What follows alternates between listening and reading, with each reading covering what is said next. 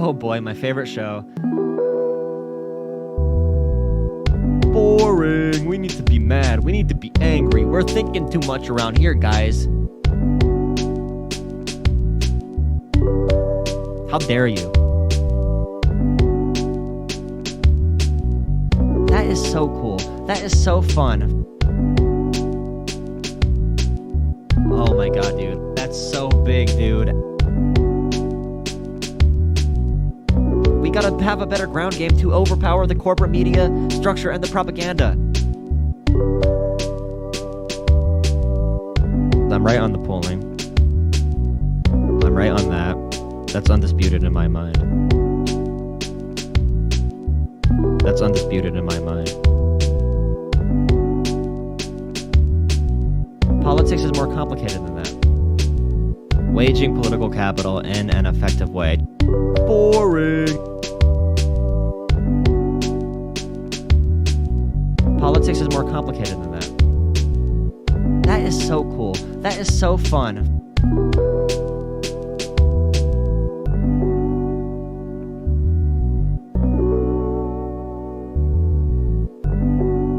Oh boy, my favorite show. Boring. We need to be mad. We need to be angry. We're thinking too much around here, guys. How dare you?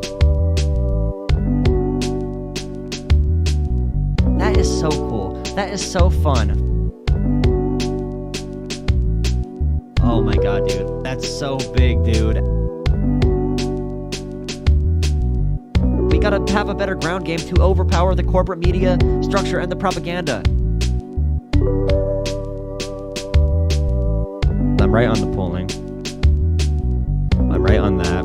That's undisputed in my mind. That's undisputed in my mind. Politics is more complicated than that. Waging political capital in an effective way. Boring. Politics is more complicated than that. That is so cool. That is so fun.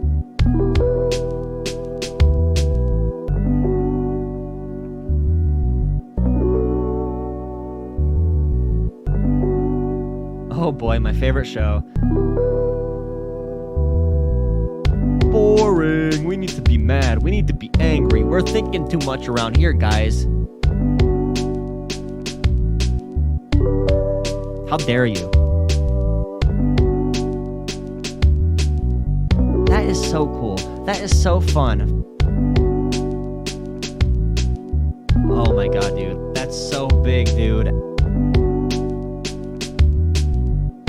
We gotta have a better ground game to overpower the corporate media structure and the propaganda. I'm right on the polling. I'm right on that. That's undisputed in my mind. That's undisputed in my mind. Politics is more complicated than that. Waging political capital in an effective way. Boring.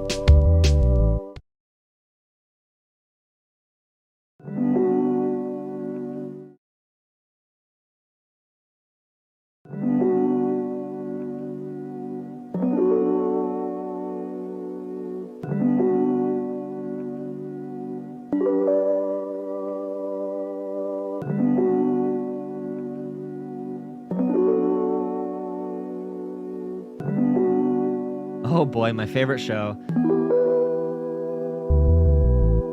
Boring. We need to be mad. We need to be angry. We're thinking too much around here, guys. How dare you? That is so cool. That is so fun. Oh my god, dude. That's so big, dude. We gotta have a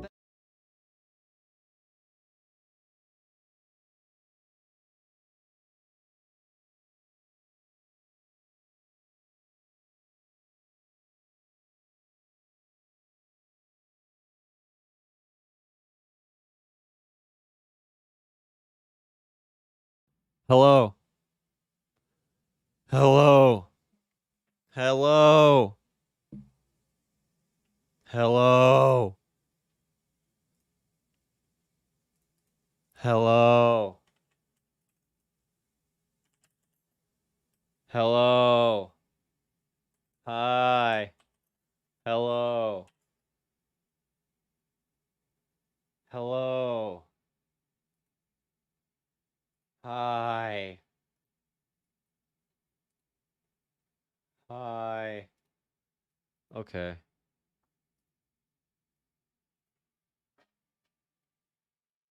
That looks good enough.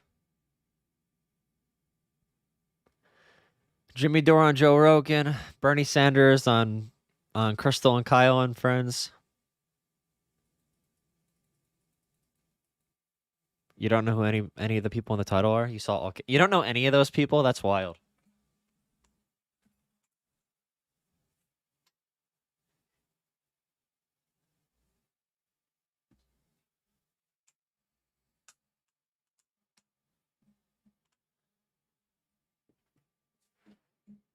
You can't hear me saying hello?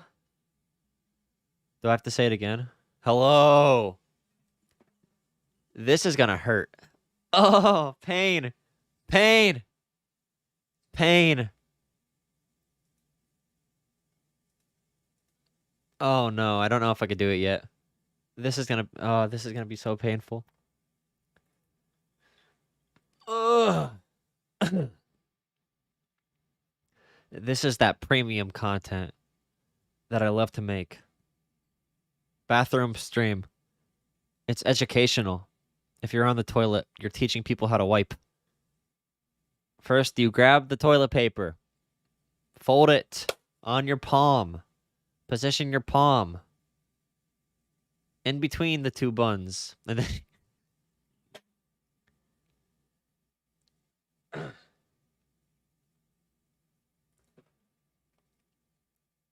let me get the audio good.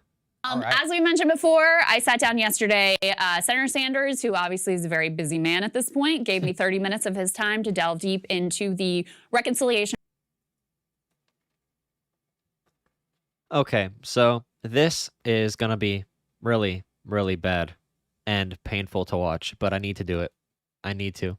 Right. As we mentioned before, I sat down yesterday. Senator Sanders, who obviously is a very busy man at this point, gave me 30 minutes of his time to delve deep into the reconciliation bill. That was really the thing that he was most excited about talking about. He also spent some time aggressively trashing the media, which was interesting. And I actually think that's why he wanted to, because they reached out to me. Yeah.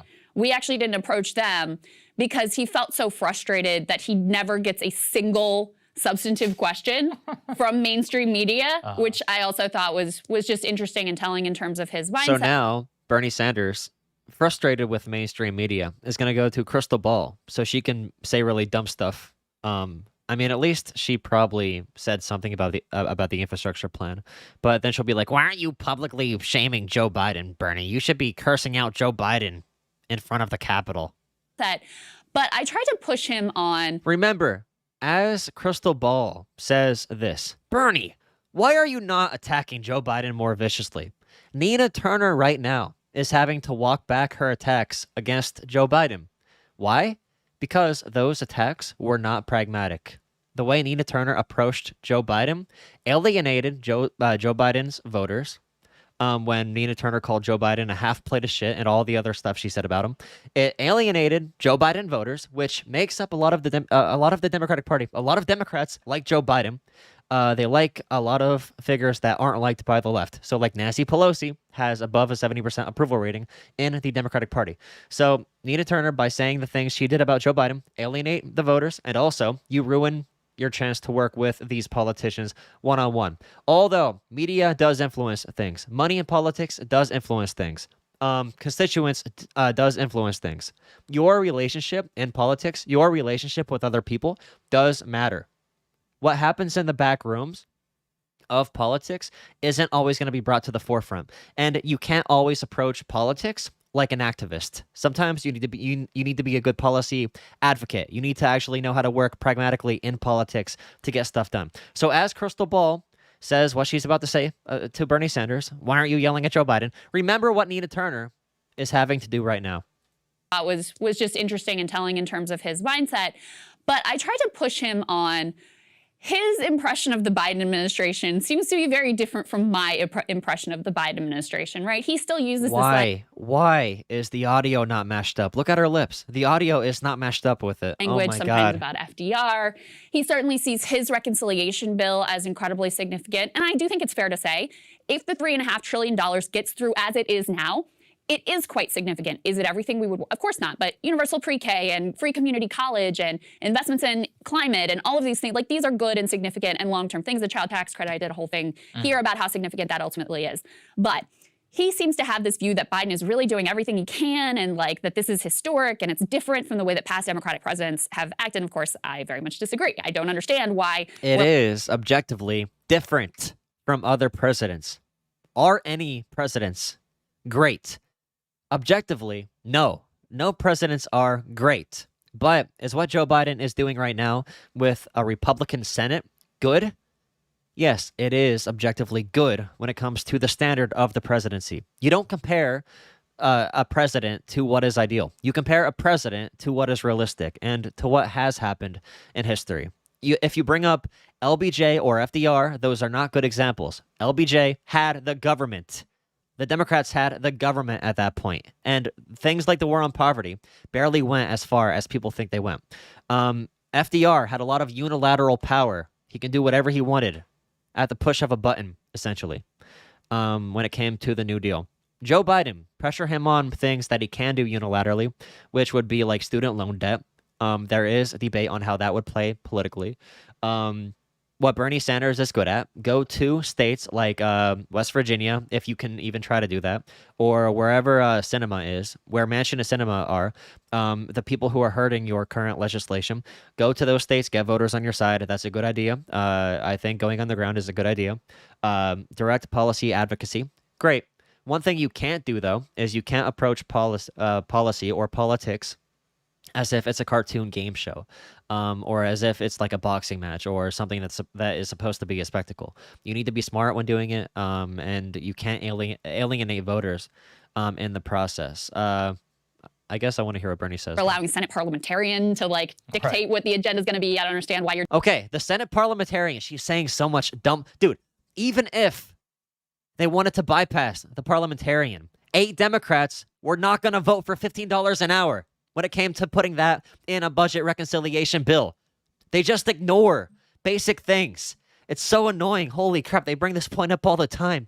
You're just going along with keeping the filibuster, this arcane Senate procedure in place. I don't understand why you're not using executive actions to do many of the things that you could ultimately do. You can't get rid of the filibuster through executive action. The only argument is, should Joe Biden be doing more to move Joe Manchin on the filibuster or whatever? Yes, you can make that criticism. But like... So we had a little exchange on that. Let's take a listen. For whatever reason, Biden came into office and he looked around him and he said, you know what? Climate is an existential threat. We have got to deal with it. Yes, the working class has been decimated for decades now. We have got to address that. So what he did that no president, you correct me if you think I'm misstating this, what he did said, well, we're going to spend 3% more here and 5% more there. What he said, these are the issues. We are going to deal with the needs of the children. We are going to deal with the needs of the elderly. We are going to deal with climate. We are going to deal with paid family and medical leave. We are going to deal with housing. Virtually every major crisis that we are facing, he is prepared to deal with. I have not seen a president in my lifetime who has done that. Am I wrong? I see that perspective, but I also see a president who's willing to... Keyword. I haven't seen a president in my lifetime. Presidents are not good. Let a lot of those agenda items be killed by the filibuster and the parliamentarian. Right. Well, but again, I don't want to defend him. I think the point you made a few minutes ago is exactly right. In this critical moment, when we're dealing with the future of the planet, when we're dealing with the future of democracy, you know what? I think majority should rule and not the... I believe that strongly. But don't think that he can snap his fingers, no matter what he may or may not believe, and make things happen. All right, there are senators. There are certain things he could do, though, through executive, for example, canceling student debt. Yeah, that's right. That's right. That is the one example they have, which is why I brought it up. There are things he can do. But it's not like, okay, legalizing marijuana, taking it off yes. the He could potentially schedule go through an executive order. And so there hasn't been... If you been... took it off that schedule, wouldn't that still leave it up to the states, though? If they wanted to keep it illegal, it just wouldn't be federally, what's it called? in a willingness, even though he says, yes, I support the $15 minimum wage. Yes, I support the PRO Act, to use all the tools that are at his disposal to actually make those things happen. Because if you take it away from Schedule 1, don't states still have the right to say we don't want to have it here? Yeah. You're absolutely sure of that? Is that fair? No. I mean, in other words, you do not know about the discussions that he has with people So who that walk into wouldn't his office. No, it's wrong to legalize assume it. that when you're dealing with a United States senator who does not want to end the filibuster, that he can go in there and say, hey, I want you to do that. No. So Especially when the senators that don't want to end the filibuster have voters who also don't want to do that. Joe Manchin just put out a long piece on why he doesn't want to vote for the People Act, with all the civil rights and all the voting stuff in it. Joe Manchin can do that easily because his voters are, they are very conservative. So there is no pressure to support something like that. the president. Although he could do what you proposed when you were asked on the trail, how would you deal with Senator Manchin? You said, I go to West Virginia. I'd do the rally. Yep. I'd call him out. Right. I mean, there are things you could do. All that I'm saying, do not minimize. I mean, And no matter what, there is probably a 5% chance that would work. Maybe with infrastructure, I do want them to do a more aggressive approach like that. That would be great if we went up to them and said, we want to build your roads. We want to give you jobs. Republicans don't want to do that. That's a big criticism I have of Biden. But as a person in the Democratic Party, you also want to keep Democratic voters. So how hard do you go against Biden on that front? Do you bypass Biden and do it by yourself? Or like what? How do you make those demands? I do wish that would happen more, but we've had Biden reps go through like Pennsylvania. We've had people from the White House come through and say, we want to build your roads, but they aren't being combative about it. They're not saying like, hey, Democrats want to build, Republicans are worried about freaking critical race theory and stuff. And it's hard to make that point, even if you do, because a lot of voters are going to respond more to the culture war stuff than they are the class stuff. Once you give people money, once you get a policy done, people are going to be happy about it. But as far as getting it passed with infrastructure and stuff that is pretty vague, it's going to be hard to move people who are not already moved, especially in these very conservative areas of the country. West Virginia, the only reason Democrats have a Senate seat from West Virginia is because the Democrat that won there is essentially a Republican. Like, that is why we have a Democrat there. and I don't want to get into personalities, but Sure. any member of the United States Senate has the power to kill this thing. And to think that the president alone can change that is not 100% correct. Sure. But there are executive actions that he could All take right, on student debt and other things that he could do. look, We can agree on. I am What not- are yeah. the other things? Student debt and other things. What are other things? I think Bernie Sanders as president would cancel student loan debt. That is pretty much agreed upon, but there is still some debate on that. Most legal scholars think that is possible because if you cancel all publicly held debt, that is something the executive can do, something Joe Biden would be able to do. Yes. Yeah. There Joe is some Biden and debate on it. Marijuana, I think the war on drugs has been just a disaster for this country, for the African American But community. it's terrible on I think it should end. I marijuana. think marijuana should be legalized. But Democrats We are do good that in fairly general. Simply. But yeah, so we have differences. But on this piece of legislation, at the end of the day, if we are successful, this will be a major, major achievement. So, Interesting, Krystal. yeah, so he Pushed him a little bit. could've- Right now, Bernie Sanders is trying to get this infrastructure thing done. He wants to make sure he has all of his connections down. He wants to make sure he has the votes. He's trying to whip votes in his direction. He's trying to make sure voters are on his side. Democratic voters and Republican voters, you got to get people to care about something to get it done. There's a lot of pieces you have to move to make sure the infrastructure bill can pass. If you wanted to be a policy activist, if you wanted to not really like push something through in government, you can yell about every single issue.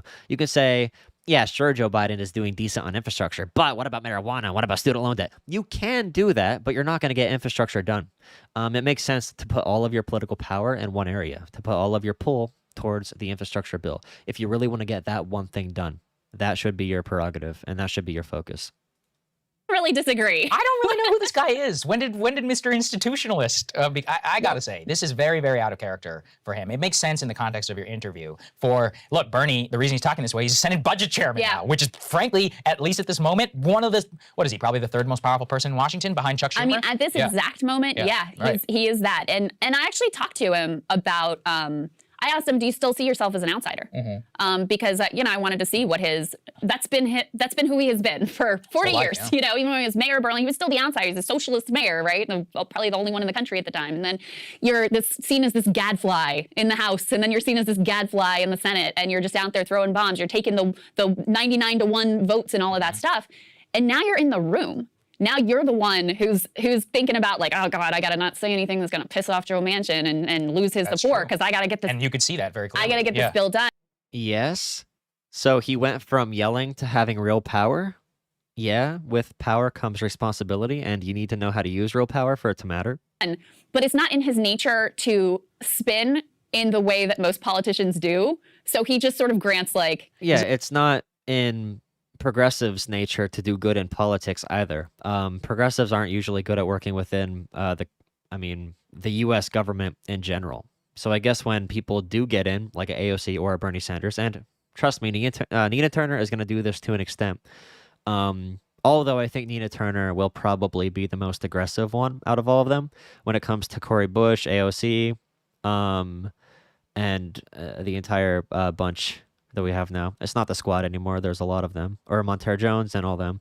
Yeah, I think Nina Turner will be the most aggressive. But if you think she's not going to change her tone a little bit when it comes to how she works in government, you're crazy. She already is on the campaign trail. Like, come on, dude. There is a time and place for every type of political work, and that changes as your job changes. Like, okay, Bernie used to be on the fringe, now he's in the game, influencing real policy change. He's like, yeah, that's fair. Yeah, and then you're right. What can I say? yeah, dude, but what are you gonna do? Do I think Nina Turner is gonna win? I thought she was gonna lose, but the story that's coming out about her opponent being really, really shady and corrupt behind the scenes when she was on that city council, I think that can lose support for her opponent, because that hits really close to home when it comes to how somebody's going to serve in office. I know a lot came out about her taking fundraising money from, or what's her name, Chantel Brown or something. She took fundraising money from big oil execs and all that stuff, executives. I think all of these stories coming out against her may have given Nina Turner a chance to win. But overall, the momentum was swinging away from Nina Turner for a month or two now. But like I said, a couple new things popped up that have really helped her chances in my mind, and her campaign strategy got a little bit smarter too with the entire Joe Biden thing.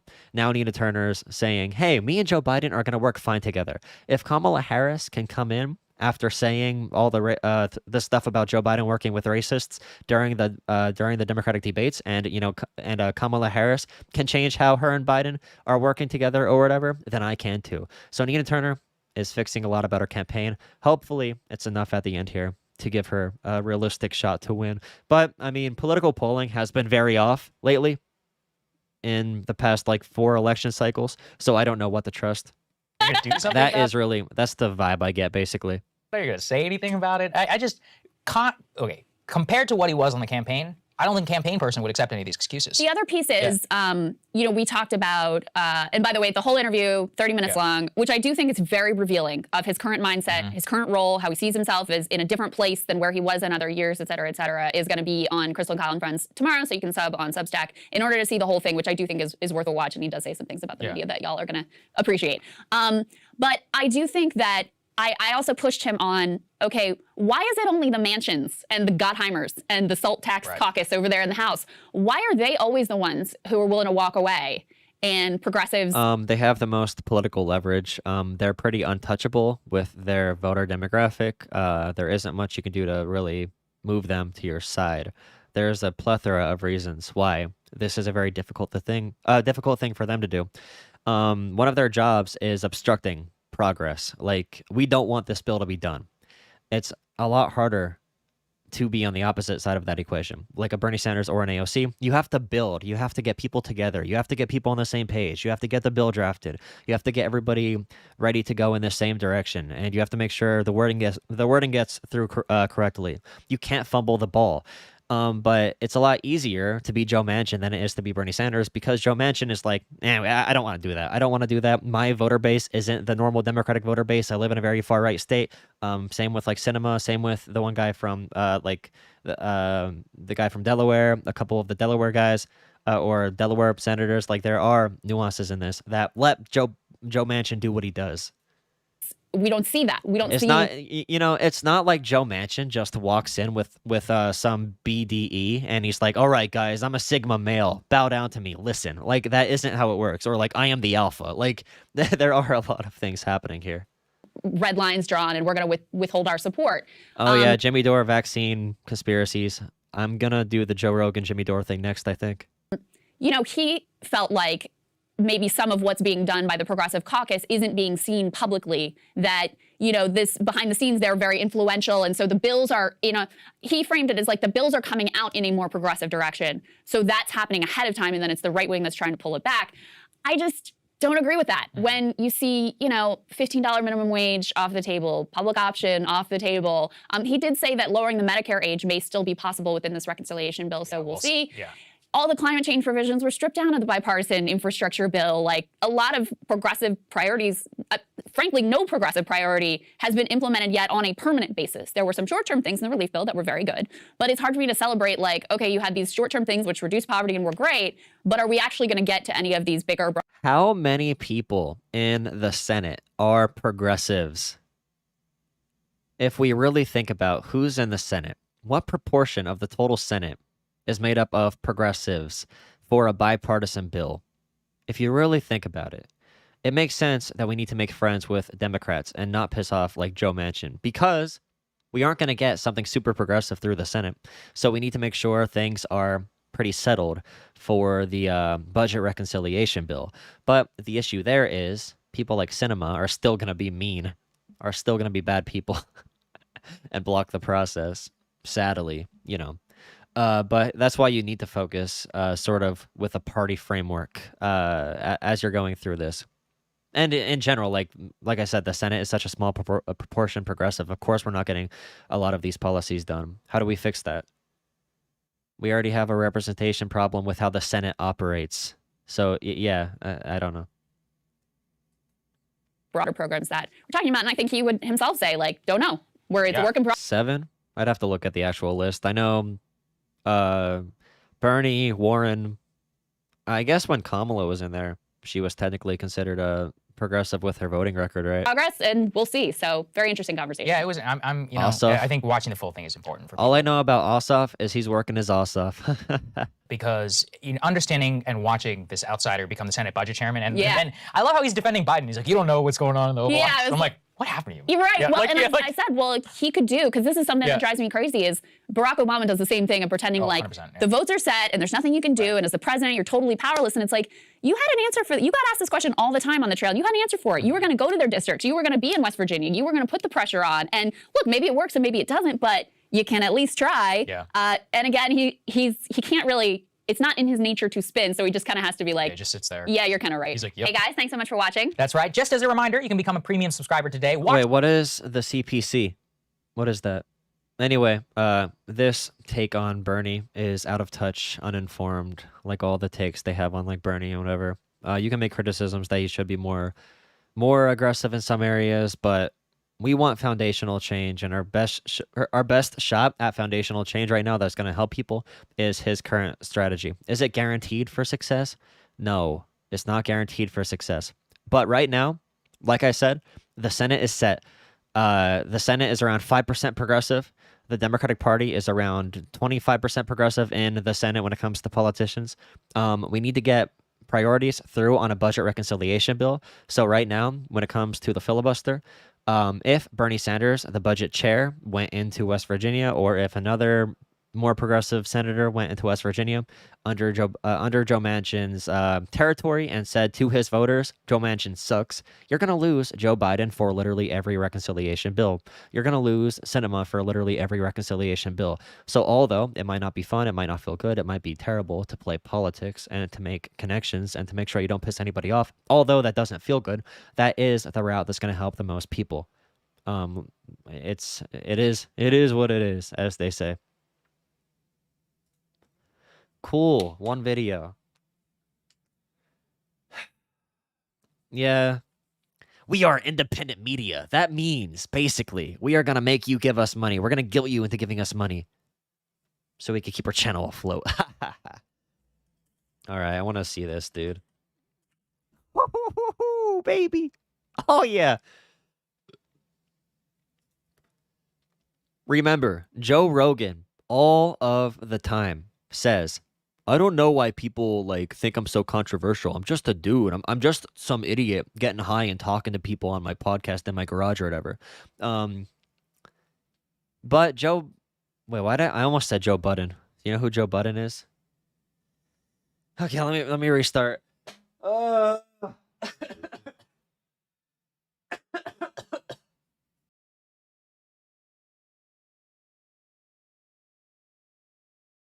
Ron, thank you so much for $5 super chat. Who knows more about politics? Failed congressional candidate or Bernie Sanders, who's been in elected office for 40 years? That's another thing I always say. Like, you literally don't know what's happening behind the doors, whatever. Ugh. Anyway, let's restart this. 16 progressives.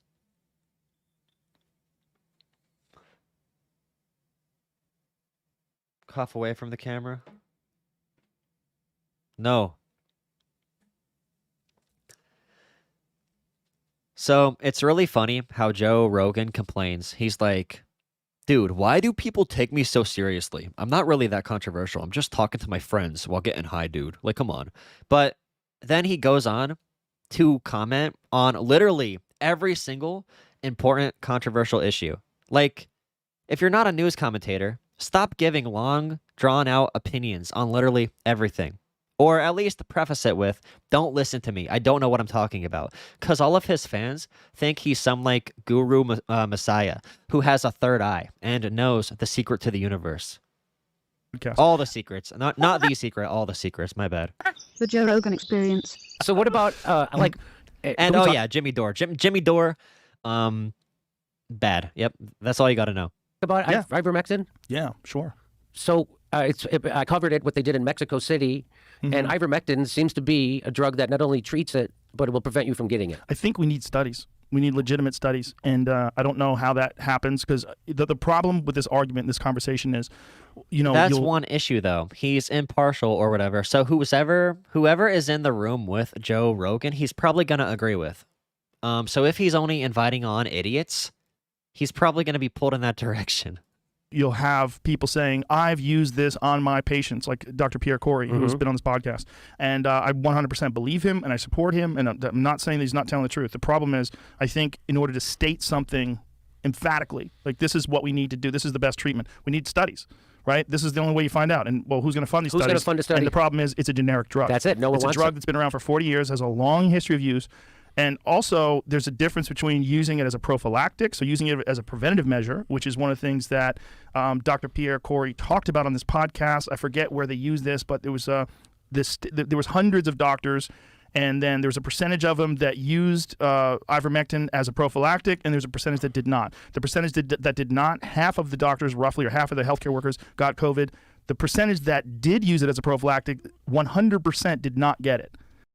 Which one did you get? I got the Moderna. Yes, on these things. I know. It's tricky. But in an environment where people aren't allowed to talk or question things, well, for instance, my doctor. So when I got the vaccine, I got the double. And which one did you get? I got the Moderna because I have an underlying health problem. I've talked about it before on the show. We have talked about it, yeah. And so my doctor, because people are like, why did you trust the government? No, I don't trust the government. You trust Big Pharma? No, I don't trust Big Pharma. I trusted my doctor. Right. My doctor who saved my life and said that because of your thing, you should get it because we don't know how it's going to affect you and you blah, blah, blah, blah, blah. So I got it.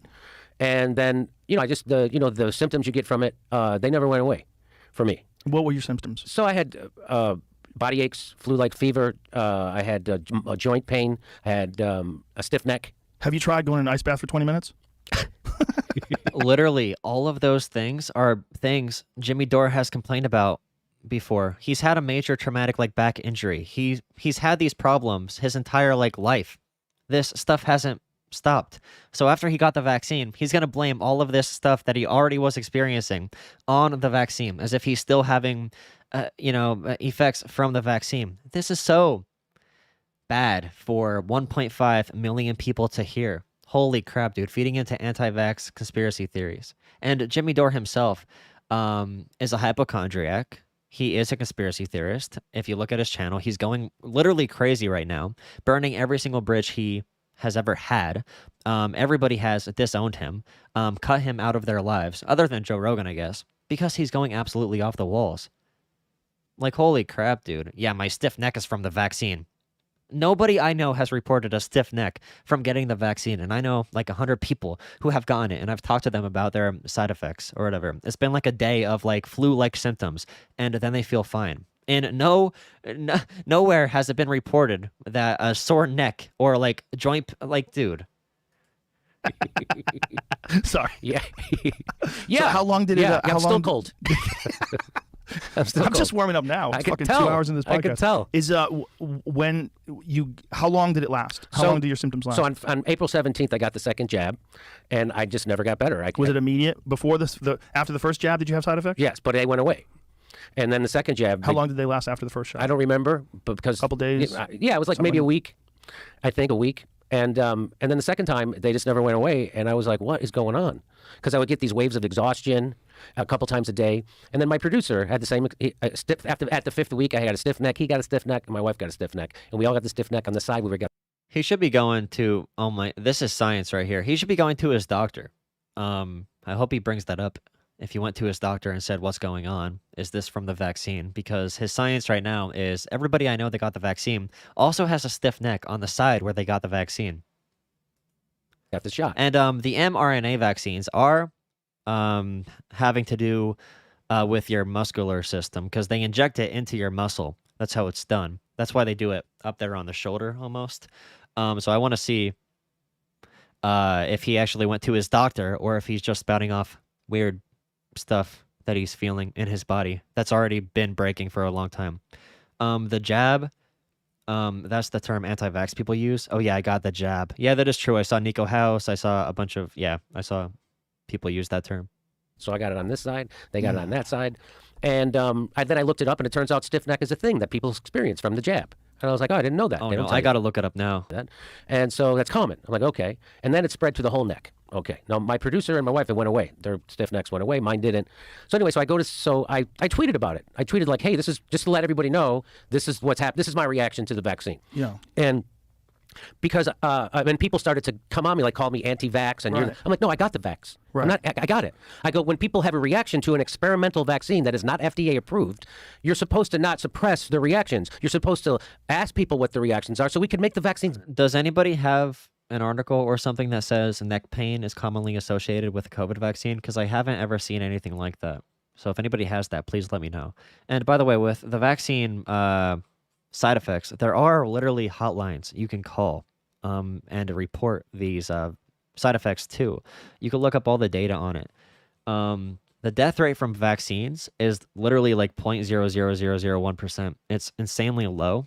And most of the deaths have already been ruled after investigation as correlative, but not it's not causation. So it wasn't caused by the vaccine.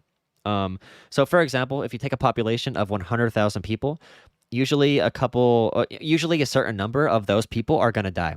So if 100,000 people then get the vaccine, a certain number of them is still going to die. But did they die from the vaccine? Probably not, as long as it matches up to the normal rate of death. So that's how they typically do it. If I get the vaccine and then have a heart attack, unrelated, that isn't caused by the vaccine, but they will still investigate it. If I get the vaccine and get hit by a car, then they will investigate that as an after-vaccine death. So post-vaccine death. They still will categorize it as that until more investigation is followed up on. This is one of the most heavily scrutinized and followed vaccine rollouts in history. It has been one of the safest in history. And we are still learning new information about how successful they have been. But when it comes to the technology behind the vaccines, this stuff has been researched for 30, 50 years in the case of like the Johnson & Johnson vaccine that uses old technology. But the mRNA stuff has been investigated thoroughly for a long time now. And all the clinical trials went good and everything. Just because the FDA didn't clear their initial, their usual trial time for approved testing and approved certification, doesn't mean they didn't undergo heavy tests to make sure the vaccines are safe. It's hilarious. People say, "Oh, the CDC and FDA don't know what they're talking about," when they don't like their opinion. But now, It's really funny. People really should learn how to read studies and learn how to read read clinical trials instead of just placing like bias on these big organizations. Honestly, trust your doctors, trust the medical community. Better. That's a thing that when Jen Psaki's talking about misinformation online and combating misinformation, she Temporary neck pain. distributed misinformation. Of course. Because she said that it's approved by the FDA and their gold standard. She said that? She said that. It is not approved. When you go to get the You can vaccine, pull that up. Let's make sure that she said that. I'm 99% positive she said that because I remember reading that going, you can't say that when you're the White House press. Oh my God, dude. It's literally semantics. It's not, it's okay. It is approved for emergency use. All that means is their typical standard time to fully certify something wasn't fulfilled. But when it comes to vaccines in general, this has been tested by far more people than it was than before. This has been tested by far more people than other vaccines before it was given to the public. Just because it says emergency certification doesn't mean it's experimental. I hear that all the time. I'm not taking an experimental vaccine. I don't know what Dude, it's not experimental. Bro, come on. Secretary, because that's not a true statement. It's approved for emergency use authorization because we're in the middle of a pandemic. Right. That's we're in an emergency. yes, but it's not an FDA approved. Joe, when you go get the jab, they give you a piece of paper, and on it in bold black letters, it says, this is not an FDA approved vaccine. Right. And they go, you see that? And I'm like, yeah. They go, you okay with that? Yeah, I guess. My doctor said. The FDA approves the vaccine like a year later. You know what, guys? I don't think we can trust these big government organizations like the FDA to tell us what's safe or not. Like, bro, no matter what, they'd find a way to not take it. Supposed to be here. And Did you find so, it? Yeah, I found the transcript of it. I didn't find the video. Well, Okay.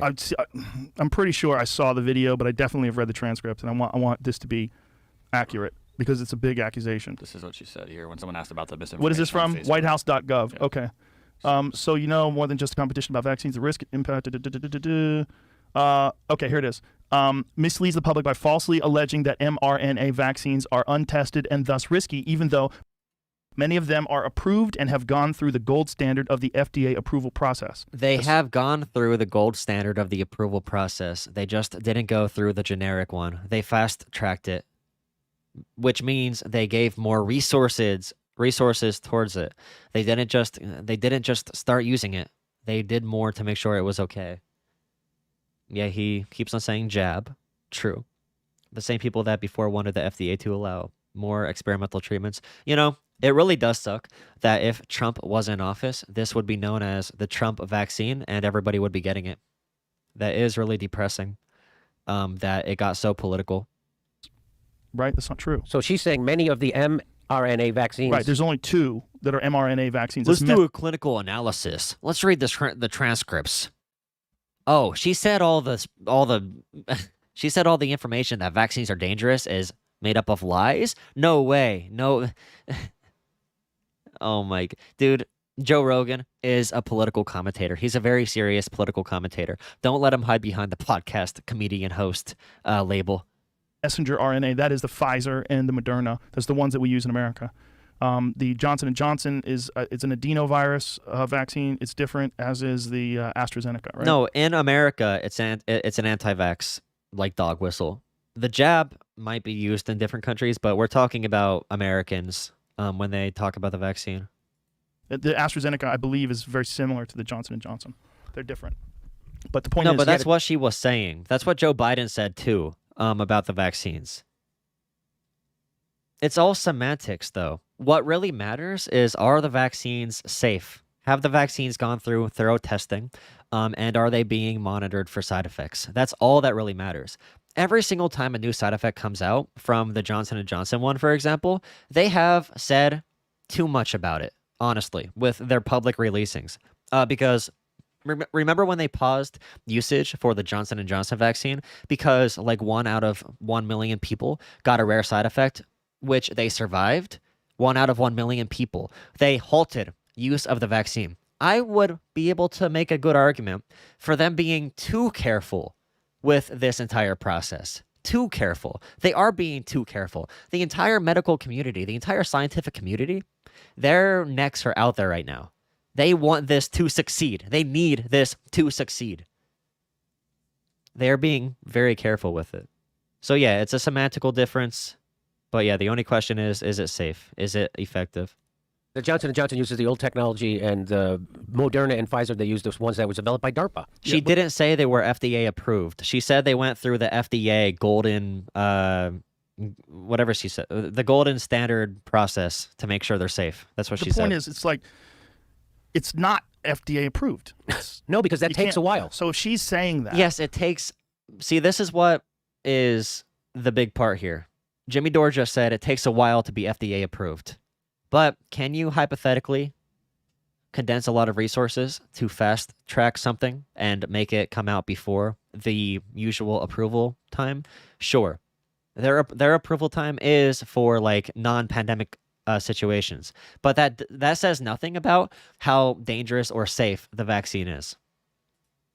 right? This is Isn't that misinformation? It is. Seems like it. And if it says it when you get the jab, and it says it in bold print. No, she says certified. This is all semantical. Being tested doesn't mean FDA approved. FDA approved doesn't mean safe either. Clinical trials mean it's safe. Monitoring it means it's safe. It's safe. The FDA approving it is just a function. We trust their approval because we assume they did all the necessary tests to make sure the vaccine works or the vaccine is not dangerous. We just assume the FDA does the right thing. But them approving it or not doesn't say if it's safe or not. We just have that set up as a guide because we trust that organization to do that. And we also can trust that organization to say this is okay to be fast-tracked right now because we have tested this on like 50,000 people and there has been like one serious side effect or even one minor side effect or whatever. And so your experience, even though you this is your personal experience and you did get vaccinated, people are so rabid online about Oh my this. God. It is the most divisive subject, I think, ever since Trump. Because you are uninformed. You don't know how to interpret data. You don't know what you're talking about, and you're drawing up skepticism about a vaccine that could be saving millions of people from dying. That is why we get pissed off about this. If you knew all the information and you still said, you know what, I don't care, I'm being a baby about it, that, I would not respect that anymore, actually. Never mind. I'd respect that less. But you are just unaware of what's going on. And a lot of people who I talk to who are anti-vaccine or whatever, they literally just haven't looked up the clinical trials. They are not informed. They say, "Oh, I did my research." By doing what Joe Rogan just did, bringing up like a random Google article and misinterpreting it or seeing a Facebook post. That's what they mean by doing their research. That's why we get so upset because a lot of people have had family members who have died from this or have had family members who have gone to the ER because of this. And in America, we do not have the healthcare in America to be sending everybody to the freaking ER either. So when it comes to half of our family members in conservative areas not wanting to get vaccinated because they watch Joe Rogan or Steven Crowder, when it comes to our family members actually dying, then that is going to matter to me, especially when what you're saying is predicated off of your ignorance and your laziness because you don't want to look into any topic in any thorough way because you're not a real political commentator. You're just a podcast host that gets high in his garage. That isn't an excuse to get people killed anymore. Give a half hour to your day to really investigate something and to really look it up. Not just pretending you have a freaking third eye with every issue, so you could build up your freaking cult like Elon Musk does. That's why Elon Musk fans like Joe Rogan. That's why they like all this pseudo entrepreneur bullshit because they don't actually look into anything. They see the image of like Joe Rogan and they fall in love with that. It's so annoying, dude. It really is. It is a nutty, divisive subject. And people just get furious about it. And they're furious if anybody talks about any negative side effects, even if it's accurate. I know. So I had tweeted about it just because I want to see if other people had this experience. Right. Hi, I'm Jimmy Dore. I'm somebody who got vaccinated because I have a severe chronic illness. If I get COVID-19, I'm probably going to die. Now, listen to me complain about my neck pain. And, maybe it's just me. Maybe it's not. So I got contacted by lots of people. Same experience. And I got I'm sure you contacted by a did. doctor who's leading a bunch of other doctors, a group of doctors, and studying this. And they just Yes. submitted a paper on people about Oh, yes, baby. the vaccine, right? And so I love it when for like climate change too, or like any political question that involves science or medicine, I love it when somebody comes up with the minority opinion. So like 99.9% of doctors are in agreement on something, but then the 0.01% of doctors comes out and they draw up a bunch of conspiracy theories, and they say it's okay, trust me, because I'm a doctor. Because medical consensus or scientific consensus doesn't matter to people as much as like that one individual doctor that does agree with them. No matter what, you can find one doctor that agrees with you on literally anything. If I want to find a doctor that thinks cigarettes are actually good for you, I can easily do that. I can find one doctor. I could find one in the world that believes in something. He tells me over a DM, this is what we think is happening. This is a spike protein. You're suffering from a spike protein thing and blah, blah, blah. And go to see your doctor, and hopefully your doctor will work with us and give me ivermectin and fluvoxamine I'm taking. All for right, this is what I want to hear. I want to hear what his doctor said. In my brain. You have inflammation in your brain? Well, that's because it causes inflammation. So the spike proteins cause inflammation. And so they did some kind of blood test on me, and they said, yeah, you got the thing. Was it a D-dimer test? Is that what it was? Joe, you got me. But Okay. they said, you look, you have the same, you're right where a long haul COVID person is. Like whatever the markers were, I had the same thing. I wonder if he got COVID. There. And so I go to my doctor, and I start to explain to my doctor about what this other doctor told me. And my doctor says, oh, I'm treating 5 people just like you. And one of them is a neurosurgeon, and one of them is a nurse. And they were afraid to talk about their symptoms because they were afraid to be ostracized and stigmatized. And I'm like, what a messed up situation we're in this culture, Right. when they politicize medicine, where doctors and medical professionals are afraid to talk about their symptoms. That's horrible. It's also putting people in a position where big pharma Shit, is the dude. good guy. His anecdotes are really firing up right now. I don't know if I can fire back against the anecdotes. He might have got me. Now. Yeah. Which has never happened before. Never. And especially the exact same companies that people were openly criticizing in the past and pointing out lawsuits that they've lost for hiding information about test results, about things that have happened during studies. And these same people are now ignoring any possible side effects. Oh, yeah? Well, I know 5 million people who have gotten the vaccine, and now their vertical increased 5 inches. Their max bench is up 25%. They can now run a sub 4-minute mile. They almost set world records in the mile after getting the vaccine, because the vaccine is so good at repelling COVID. It actually makes you more powerful once you get COVID. So that's how good the vaccines are. And I know all these people personally, by the way. It's nuts. So, I mean, how do we make it better? How do we know maybe some people, I mean, that suppression of data is not the way you improve a vaccine. The suppression of people's symptoms and data, that is not, and in anything, it's not how it works. No. But that's how they want it to work because of Trump. Because if you say, it's just crazy. It is crazy. Even that hydrochloroquine, right? Hydroxychloroquine. Hydroxychloroquine that Trump was touting, and they were like, he's nuts because he's touting it. I didn't know anything about it. But then all of a sudden studies came out that say, hey, no, that actually has been helping. So now we have contradicting studies, right? It was in Newsweek. I wasn't making it. I didn't pull it out of some crazy thing. It's establishment mainstream news thing. I'm pretty sure it was Newsweek. And I tweeted it out, and I said, hey, can we stop? Now can we stop politicizing medical science? Can we get back to just doing medical science again and asking questions? How much damage did Trump do on the one conversation he had? Maybe do something like cleaning, something with you. So much damage. You do Put like bleach right in the. It's so light. much damage. You could kill it with light. It's going to be a miracle. Like that one thing where people are like, "What the fuck is?" Because he was riffing. Yes, he was clearly riffing. Clearly He didn't prepare for this. He probably just got done eating a fucking double cheeseburger, and he's like, because he's a salesman. He's just a big. But because he's so divisive. What did he say? I blacked out for a second. Hydro. Like everyone is still, it's almost like, do you know, like if you got in a fight with someone, like maybe your neighbor, and then you got in your car and there was a road incident, and you're like, get the fuck out of here! You're already so ramped up. Oh, do you mean the hydrochloroquine, or whatever? Hydrochloroquine. Yeah. Because of the fight you got in with your neighbor. Yeah. This is what the whole country's like. That's a great analogy. That's what it's like. It's like the whole country just got in a fight with the neighbor. Like he's putting his trash can on your lawn. Yeah. Like, hey, you fuck. Keep him on your own side, you piece of shit. And then you're in your car. Fuck! And this is like the whole country is like at 8 out the door. The only thing I saw about hydrochloroquine is the one study that says it might do something positive for COVID, or the couple of studies. It was given with other stuff. So it was like hydrochloroquine and then like 3 other things that they gave to people. That's the one study that says people with COVID got better. So if we look at that, how do we know which variable really helped people? Every study with just hydrochloroquine did not show any improvement with COVID patients. Out the door in their car, already at 8, on a scale 1 to 10. They're already ready to go. Unless if somebody knows something else that I don't know. Hydrocrin? Hydrocrin? Is that another thing? Is that something else? I know hydrochloroquine doesn't work, but there might be other medications that sound similar. I don't know.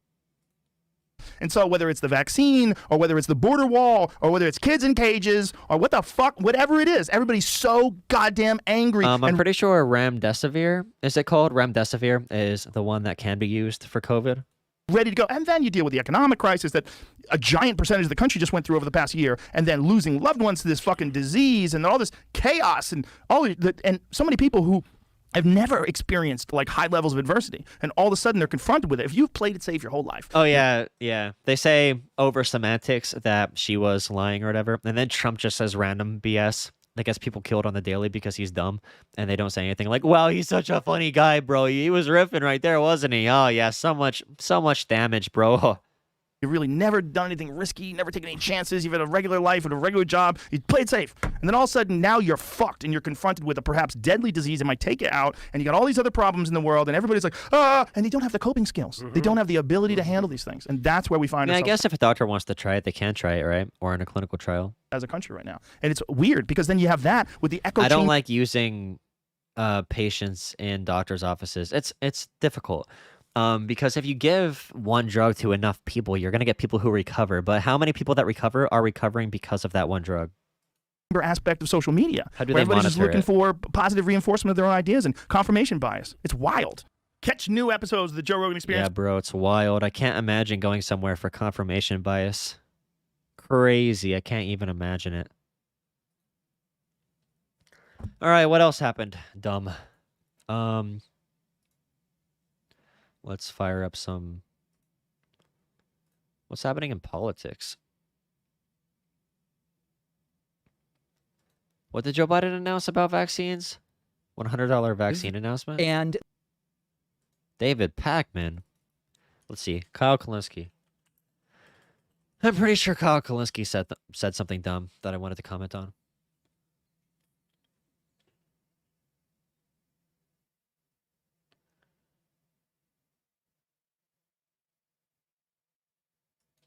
Kyle Kulinski, at least, has been really good about ending vaccine disinformation or firing back against it. It was about Bernie Sanders, I'm pretty sure. Or about Joe Biden. It was Krystal and Kyle and friends or whatever. When was that? That couldn't have been more than a week ago. I saw this and said I wanted to yell at them. I wanted to ask you, going back to Nope, not this. What day is it? The 29th? What day did Kyle Kulinski and Krystal Ball yell at Joe Biden on their Krystal, Kyle, and Friends segment? Help me. Does anybody know?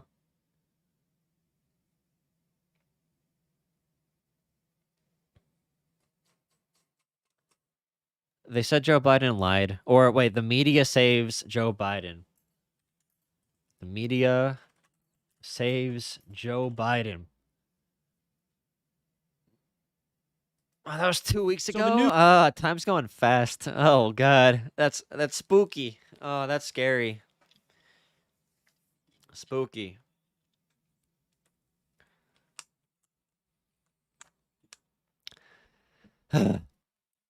If you are a progressive and you want progressives to win against more moderate Democrats, your arguments and your criticisms cannot be dumb, or you are going to lose voters. For an example of a dumb criticism, here you go. So the new news coming out of Afghanistan is that the Taliban is continuing to advance. They've actually surrounded. Wrong one. Redacted. So This the new one. news coming out of Afghanistan Nope, is wrong one. 1 second. I'll wire that together. Here, this. Here you go. this town hall that I want to Here show you go. We're here And, now. yeah, I'm going to warn everybody in advance. This is a little yikes. Take a look. That's underway, just like the other question that's illogical. And I've heard you speak about it because I'm not being solicitous, but you're always straight up about what you're doing. And the question is whether or not we should be in a position where you are, why can't the experts say, we know that this virus is in fact It's going to be, or excuse me, we know why all the drugs approved are not temporarily approved, but permanently approved. That's underway too. I expect that to occur quickly. Well, that means, you mean for the FDA? For the FDA. So this clip right here, can Joe Biden talk? No, not very good. Can Joe Biden think? Probably. When it comes to his job as president, he probably can think.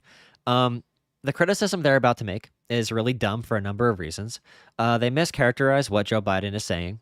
They act like the media is just hearing rambling and covering up for him, which isn't the case. Joe Biden right here, if you listen to his words carefully, listen again, I'll put it at regular speed. Listen to what he says.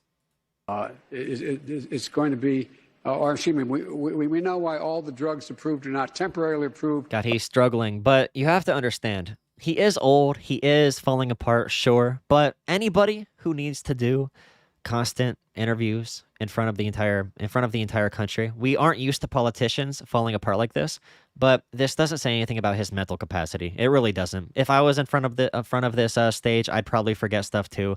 We just usually aren't used to seeing politicians fall apart.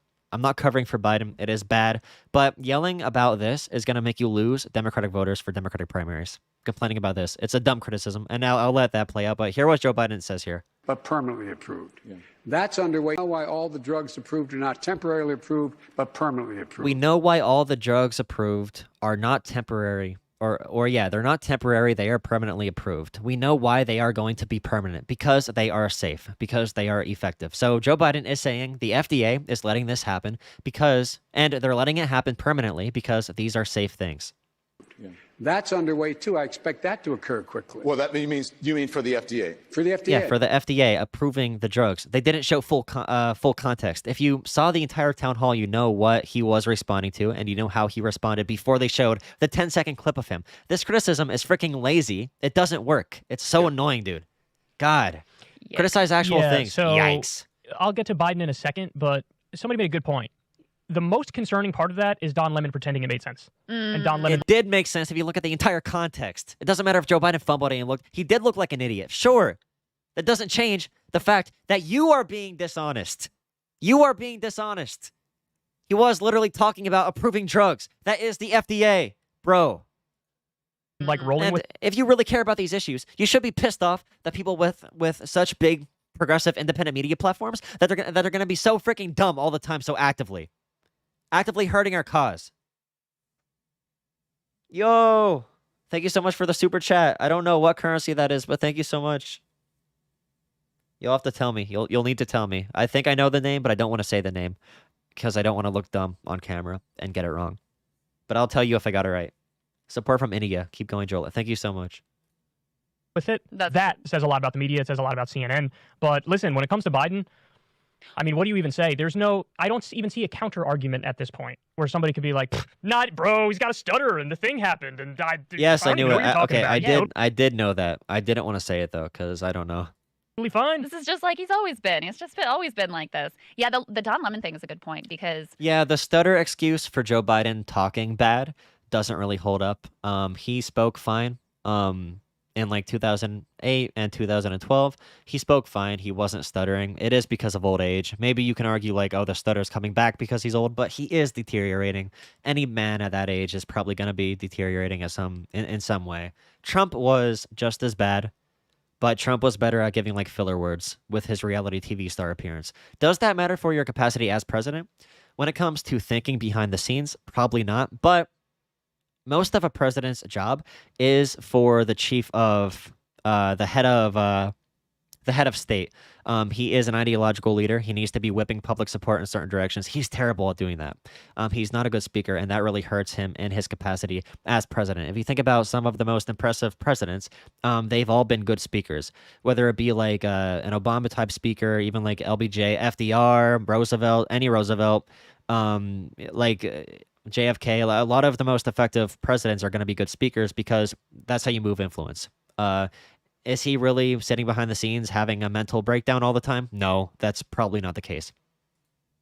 His Not only media does he appearances are pretend like bad it though. makes sense, he kind of like feeds him the line. Right, yeah. Kind of like covers for him. You mean this thing that you didn't say at all and you babbled through for 47 minutes? You mean that Is he thing? 80 now? Is he 78 or 80? Yeah, Bernie Sanders is an exception. He's a baller though. It's not even fair. He's a superhuman. He plays basketball still. He looks pretty good. Yeah, yeah, Right, yeah, the thing, That thing. right. That's the one. That's what I meant. Yeah, it's very. I mean, it's painful to watch. Number one. Number two, it's just very weird how it was okay to talk about during the Democratic primary, Julian Castro and Yeah. a lot Do of you remember what you mainstream- just said 5 seconds ago? You don't remember what you just said? Right. A lot of mainstream commentators felt perfectly comfortable weighing in on like, he's kind of lost a step from when he was just torching Paul Ryan Yep, in in that 2012, vice presidential sure. debate, and how good. I mean, this guy used to be really good on the trail. And yeah, he's always had his gaffes and like unintentionally said things that he probably shouldn't have said. But you never saw anything like that. And it has nothing to do with him having overcome a stutter as a very young man. So it's just interesting to see moments like this and know that no one in the media is going to be willing to say an Trying to make an actual point though is a lot different from what Trump would do. Like when he'd say like, the thing is big and powerful and big and strong and everybody's weak, everybody else is weak for every single question. At least Joe Biden gives actual responses during his town halls. word about this. And look, I think for most people, even if we had an honest conversation about Joe Biden's mental state and where he is at this point in his life as he, ages and moves on into his golden years, I think that most people would have still said, I choose that affirmatively over Trump, who also is like a raving lunatic. No, Trump's ideological, or not ideological, his verbal mishaps, his speaking issues, like somebody said in chat, that was the result of a crazy man who's on drugs. Joe Biden is an old man, but Donald Trump is a crazy man. I'd rather an old man than a crazy man. It's hard to make media appearances in front of the entire country on a daily basis. It is difficult. But yeah, Trump was going crazy. Like that's a totally other ball game, dude. But the overarching point here is if you're going to make criticisms of Biden, our goal as more progressive members of the Democratic Party who want more like progressive policies right now, who want more like, I guess, more of a push, a little bit left to far left, whatever you are, more working class centered. Your goal should be getting more political power. That's all that matters. You don't want to alienate half of the Democratic Party's voters or whatever. So if you make a criticism of Biden, it better not be dumb. It better not be stupid. It better not be bad faith. It better not be based off of zero evidence. It better not be based off of a lie. You better have your information down correctly if you're going to make a big criticism of somebody. This is a waste of time, a waste of space. It's a waste of energy. It doesn't help us in any capacity. Saying this about Pelosi, Biden, I don't know, Schumer, Manchin, it might feel good. It might feel great to be like, oh, you suck. You're a corrupt, evil, war criminal, senile politician. That might feel amazing. But do you know what feels even better? Actually being able to help people. I don't want to watch any more of this. That was a good end. That was a beautiful end. I said that. I've already said that like 500,000 times in my YouTube career. Those exact words. By the way, thank you all for coming to watch this. I stream once a week now, apparently. I'll try to do more. I'm sorry. And then I have to stop once I start my internship in 2 weeks or 3 weeks, whatever. Maybe I'll turn into a superhuman. Once I get really busy, I'm going to turn into a superhuman. I'll be able to do cross country, school, YouTube. I'm going to be a gamer too. I'm going to do my internship. I'm going to do everything. I'm going to turn into a superhuman that doesn't get tired. And I'm going to have the mental capacity of a god. Don't worry. I'm going to keep on doing nightly streams with everything else. It's easy. All right, what else? Anybody else have any recommendations? Any more crazy Jimmy? Oh yeah, I remember one. Oh, there's so many. Should I just? Oh no. Would this be a good idea? If I can make a video out of like 20 of these, and it's gonna be really repetitive, but it might be good for content if I want to get numbers and people to find my channel. If I post a bunch of Jimmy Dore takedowns. You say the same... I'm getting sick of saying the same thing over and over again.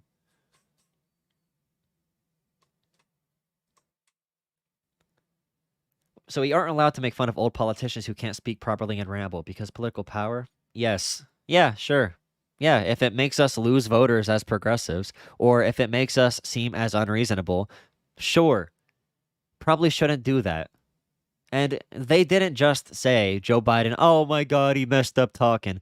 Oh, he misspoke. Have you ever watched frickin' Destiny? And it's, oh my God, he misspoke. He misspoke. Bro, that's what 10-year-olds do. Yeah, he misspoke. Who cares? They brought up a big grand conspiracy about the media upholding Biden, holding him up, making sure he doesn't fail. When they said, oh, do you mean the FDA? And he was talking about the FDA. Do you see what they did? They didn't just say, oh, he misspoke, which still would have been dumb. Hey, you can do it as much as you want with your friends. I do it. I do it with my friends. I do it all the time. But when you're a media person and you're talking, your goal is pushing progressive policies. Your goal is pushing progressive policies. You should be doing it in a good way, not just the way that feels good. Ah. Okay, Noam Chomsky calls Jimmy Dore a baby wanting candy. Oh no, wait, is it one of those fake calls? Hey, fake it's phone Jimmy calls? Dore. Who's this? Oh no. Hello, Jimmy. This is no. Did Noam Chomsky actually call Jimmy Dore a baby wanting candy? Chomsky, American linguist, political activist, and renowned intellectual. Oh, thanks for calling, Mr. Chomsky. Chomsker. Slee. Dude. Rohim, it's me. Know me. Hi, know me. I am now going to sock it to you with a question. No, this is fake. I'm not watching this. This is all fake. Ah, boring. Okay, so Noam Chomsky calls Jimmy Dore a baby wanting candy. That is a fake prank call episode of Jimmy Dore. Justice Democrat leaves Democratic Party for the People's Party. Now, this Justice Democrat got walloped in her race when she tried running for West Virginia Senate, I think it was. She literally got like 20% of the vote. Literally 20% of the vote. Amazing. I wonder why she's going to the People's Party. Really crazy. And it's hard to win that race. It's very hard to win a race like that. But it's not surprising that she's leaving the Democratic Party and she's going to go be like a media person now or whatever. It's, boy, really frustrating, dude. There's a way to do things and some people don't want to put the work in. Bernie and squad abandoned Medicare for All march. People who claim to be pushing, building a movement, never do anything. They never have a movement. They never do a direct action. They Wait, this Medicare for All march? The one where they literally just used it to attack like AOC and they had literal neo-Nazis speaking and anti-vaxxers. They had that Fiorella Isabella and that other, what was his name? What was the neo-Nazi's name that was going to speak? They're anti-liberals. They're not progressives. They're anti-Democrats. They're they're illiberal. They're populists. In the worst sense of the word. They have no ideology. They have no goal they're pushing towards. Half the people in this Medicare for All march didn't even support Medicare for All. This was a media stunt. There are great universal healthcare advocacy groups all across the country you can be joining to push for universal coverage for all Americans. But what they did here was a vanity project where they wanted to go and yell at AOC in the same freaking week, in the same time frame in which Nina Turner is going to be up for one of the most competitive House races, one of the most important House races for progressives, the primary next week. At that exact time, these people are in New York yelling at freaking AOC still. Holy crap, they are literally, oh my. It hurts. Ask people to they never demand anything of politicians. That I'm talking about demanding things of politics. We got to demand things. We got to yell at them. The Young Turks. I'm talking about Jake Uger and Anna Kasparian who bullshit and say that we're building a movement. You build a movement based on union busting, imperialism, McCarthy smearing, and shitting on healthcare activists? Is that your fucking movement? So here's what happened this weekend. Medicare for All advocates. AOC didn't go to the M4A march because she was campaigning Nina Turner in Ohio. But like I said, it's not even a M4A. Thank you, by the way, for the super chat. But thank you a lot. But yeah. I don't know, man.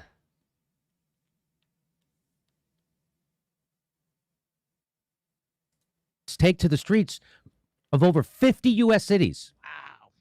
Now, that's called grassroots organizing. But, of course, the neoliberal shitlibs said it was not the right kind. Remember when AOC said we had to go out and organize? You guys got to go out and organize. That's what they're doing. That's what this is.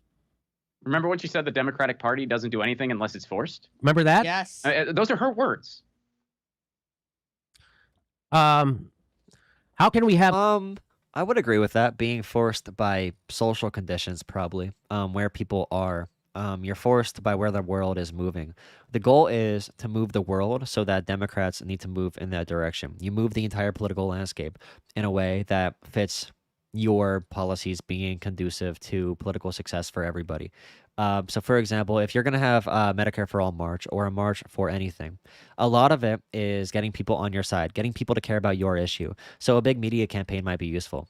Just saying like, oh, we want Medicare for All, we want to go demand this from our politicians. That isn't going to do much if you don't have the numbers. If you have 50 people in every city in the country, that is basically no one. Your goal needs to be moving people to care about Medicare for All in a really big way.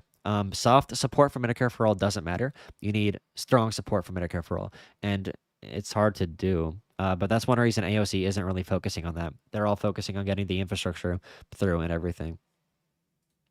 Have life, liberty, and the pursuit of happiness when we live in constant fear of illness, bankruptcy, and homelessness because of the outrageous for-profit healthcare system. This is an article in Common Dreams by Jessica Corbett. I don't care if she's a virtue signal with no plans. I think we need some ideology leaders in the House. I think we need some people who are gonna be pushing an ideology of like moral stuff or whatever. I think that is healthy for democracy. Somebody or a group to always pressure the current movement or the current middle position. I think that is a good thing to have.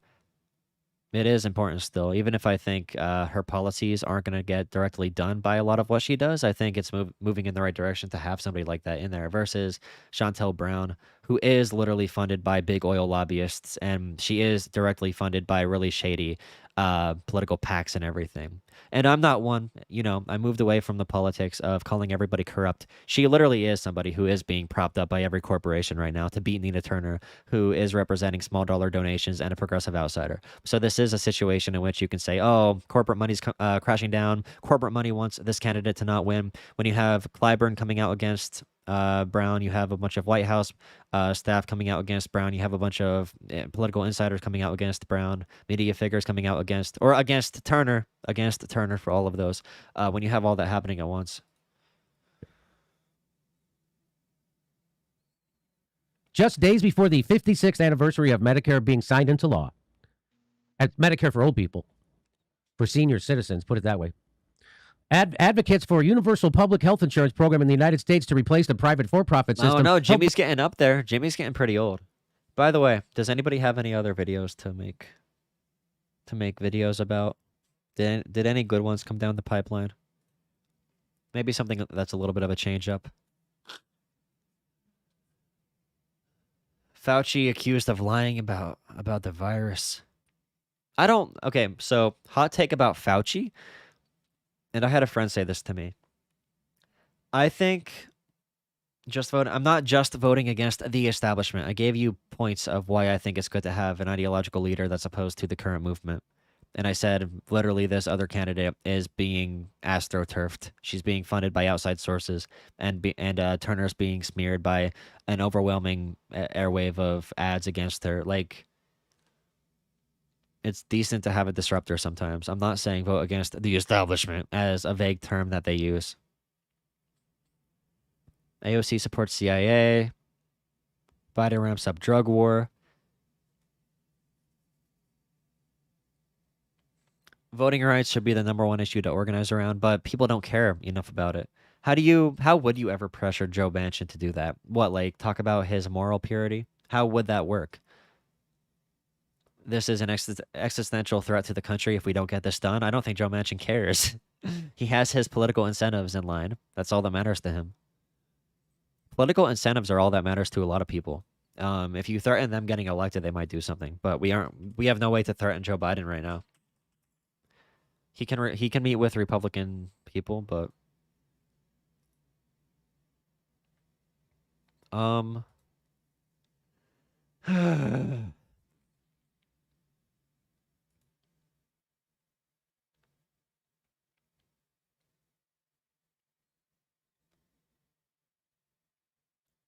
good point. Why would you attack the only politicians working for universal health care? That's a good point.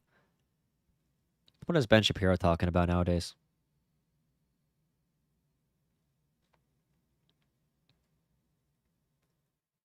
House Democrats break down in tears during January 6th Hey guys, commission quick note. or hearing, whatever.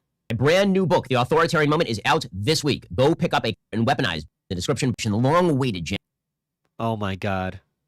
I can hear the tone in his voice already. Oh no. Oh no. Authoritarian Moment.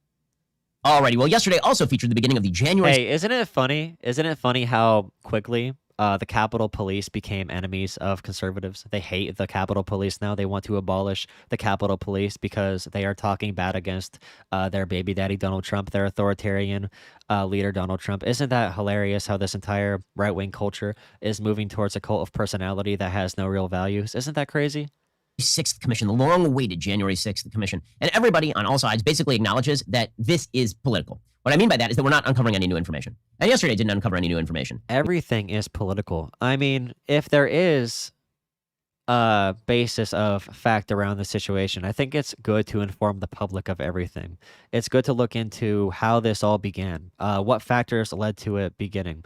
What like social sciences can we look at to explain certain phenomenons that are happening right here? Why did people supporting a very far right president come into our nation's capital holding swastikas and Confederate flags, and you know they're wearing shirts that say Auschwitz camp? Why are all these white supremacists, literal white supremacists, coming to defend Confederate statues with tiki torches in Charlottesville?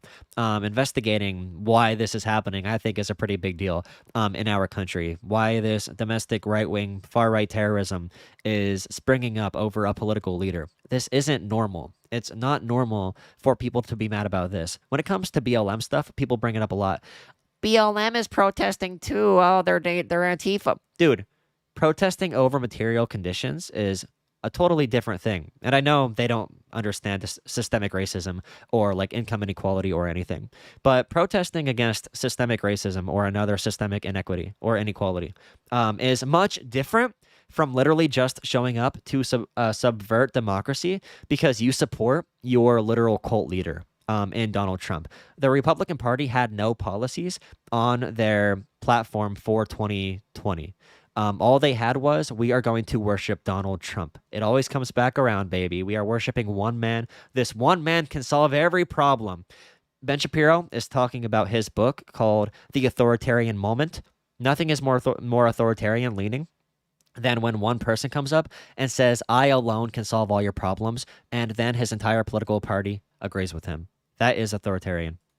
We had a bunch of Capitol Police officers. The police are good again. That's exciting. I mean, honestly, like, I'm glad about this. The left has decided that the cops are good again, as long as the cops are being assaulted by... Bro, like one member of the Democratic Party said cops are bad. That was literally like Ilhan Omar and like AOC or whatever. But like Joe Biden, he literally ran his campaign, and people came up to me and said, why does Joe Biden want to defund the police? Literally, he ran on funding police more. Joe Biden's one big policy, and in chat you can bring this up too. His one big policy was giving like $300 million more to police in America for like better training and better equipment and stuff like that, and hiring more police officers in areas where they are having a drought, having a shortage of police officers. That was literally his policy. The Democratic Party never said they hate cops. They want to reform cops to make them better, which I guess to Ben Shapiro is anti-cop. It isn't anti-cop. In fact, reforming police is pro-police, because if you get the crime rate to be lower by giving people like things that improve material conditions, if you lower social conflict, if you get police better equipped to do their jobs, if you improve prisons, if you improve the environments people live in, crime goes down. If you improve all of this stuff, it creates a loop in which feeds into the police having a safer job. So if you are not for the reforms the Democratic Party is pushing right now, you are anti-police because you want police to be in more dangerous situations, and you don't want to ever improve the job of police officers in America. People are purportedly right-wing. If the cops are being assaulted by Black Lives Matter protesters, literally by the hundreds, if that is happening across an entire summer, the cops are all systemically racist and bad and kind of have it coming. If, however, the cops are assaulted by a bunch of right-wing droogs, then the cops are good, again, which is really exciting news. Now, the January 6th Commission is not designed to actually elicit new information. All it's designed to do is focus in on how bad January 6th was. And what the left is seeking to accomplish via this, I understand. I understand what Democrats are doing. They are trying to keep January 6th front and center. They are trying to smear everybody who is of conservative bent with January 6th by saying that they're okay with it? All of the people who denied the election that was certified like 500,000 times. In my state right now, this one guy, I call him the friendly fascist, Doug Mastriano, is a state senator, I think. He's calling for another audit of PA votes. He's saying like we need a forensic investigation or whatever. They want to count these votes literally 5 million times. They want to keep on counting them over again. And this feeds directly into like terroristic activity like this. When you tell people the democratic process is broken with literally zero evidence and every court tries it 5 million times, when you make it, you tell people literally, you're going to die if your country goes to Joe Biden. Joe Biden is an evil communist who's going to kill your family. That's what these Republican politicians have been brainwashing their supporters with. And Ben Shapiro's like, how dare they make this a political issue? Yeah, okay. Or that it was fine, or that they voted for Trump and therefore they're responsible for it. I think that polls show half of Republicans are okay with January 6th. Liz Cheney and Adam Kinzinger, I think the reason they're doing this is because they believe that Trump needs to be purged from the party. And so if they somehow go along with this commission, this will separate Republicans off from Trump, not understanding that in the reactionary way our politics works is precisely the opposite. That the more time you spend talking about Trump, the more people on the right are going to glom onto Trump, no matter his various heresies. In any case, yeah, I mean, I sort of agree with that. He's a martyr, basically. He is the great white hope, as Jesse Lee Peterson would call him. Commission hearing yesterday was not particularly newsworthy. It just wasn't. I'm sorry, it's not news when people talk about things that we've known for months. It's not news when you explain what you felt while a video that we've already seen was happening. There's nothing new there, and yet it was treated with blanket wall-to-wall coverage. Again, at least the Benghazi hearings were an attempt to get Hillary Clinton to testify. She was a major political figure. She was the Secretary of State. She could talk to policy. And those are actually at least somewhat newsworthy. These hearings, I just don't understand what the point is. Are we uncovering anything new? Now, talking to police officers about their feelings, well, I am very sympathetic to the feelings of the police officers. I just don't understand what exactly is new here. And what it really is a stage for Democrats to grandstand. So Liz Cheney led this thing off. She said, we should really be taking this seriously because do we really hate our political adversaries more than we love our country? Again, no. But the question is, do Democrats?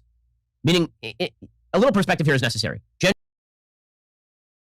I was muted. Ben Shapiro on Twitter constantly says, how dare you drive division in this country? When his literal job is to drive division for money. That is literally what Joe Shapiro, no. That's literally what Ben Shapiro does. I'm making leftists cry at college universities with my scripted arguments that these college students are not going to be able to respond to. These leftist tears. Oh my God. Dude, his entire job is causing political division. And then he's like, guys, can't we all just get along? January 6th was really ugly.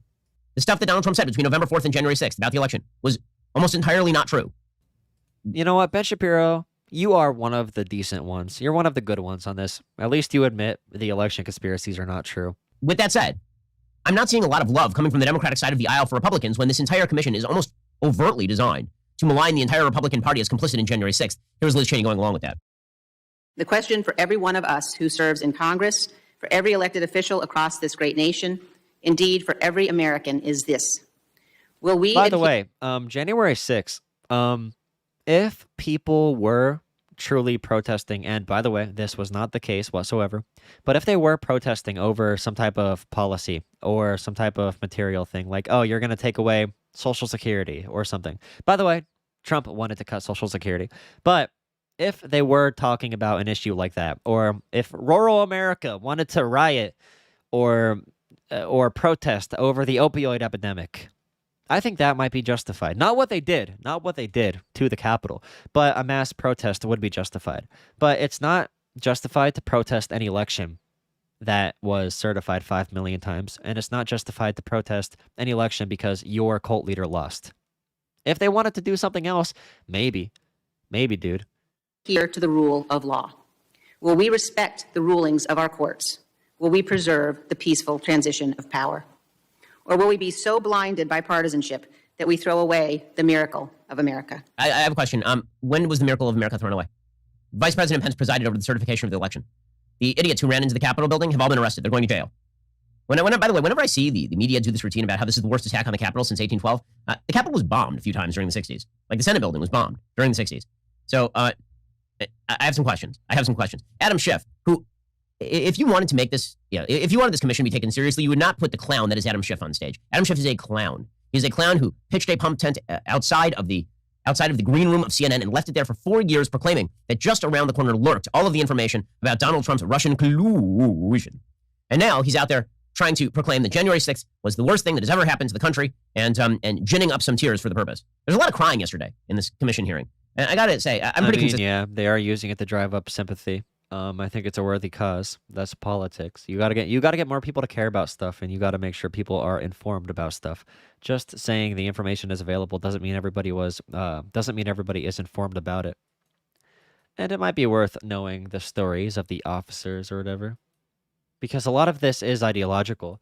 Like I said, when you have people there to defend a personality wearing Confederate flags and swastikas, you have to ask more questions. You have to get deeper into this. And when they don't want to investigate it whatsoever, that makes it more political. If Republicans said, like, hey, we are fine with this, we are going to say, hey, we should investigate this, we should see what the problem is, that would be fine. But they know they can't do that because Donald Trump controls their party's support base and their party. So they can't do that. On this, I'm not a big fan of politicians crying. I just don't think that it's a thing. I don't think that, but that's because I don't think politics is generally a place for performative empathy. I think politics is a solution-driven business, or should be. No, Tom, that's actually Ben Shapiro, I'm pretty sure. That's Ben Shapiro's audio quality for some reason. I'm seeing a lot of solutions. I am seeing a lot of emotion. What's up, Tom, by the way? Yeah, like, listen to the audio at this level, too. It's really quiet. And ginning up some tears for the purpose. There's a lot of crying yesterday in this commission hearing. And I got to say, I'm pretty consistent on this. I'm not a big fan of politicians crying. I just don't think that it's a thing. I don't think that, but that's because I don't think politics is generally a place for performative empathy. I think politics is a solution-driven business, or should be. I'm not seeing a lot of solutions. I am seeing a lot of emotion. And if we're so driven by bigotry and hate that we attack our fellow citizens as traitors, if they're born in another country or they don't look like us,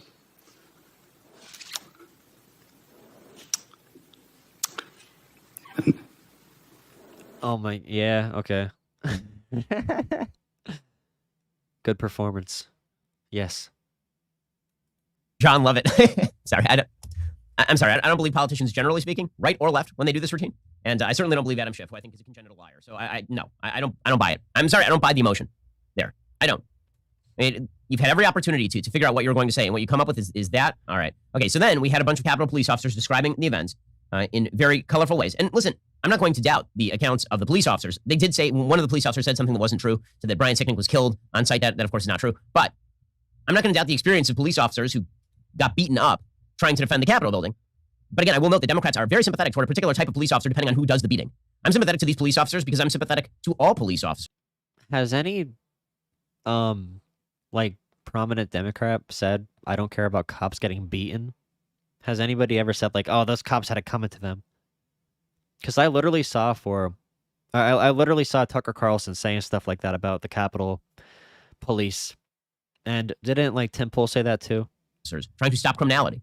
But these police officers got fairly political yesterday, and I think there's a reason that Democrats were very happy to call them to testify. Here's Capitol Police Officer Michael Fanone yesterday. I'm trying to think. Like I said earlier, Ilhan Omar and AOC say things like the police are a bad or an evil institution, but I don't think they ever said, like, these individual cops getting ran over was a good thing. I've never heard that before.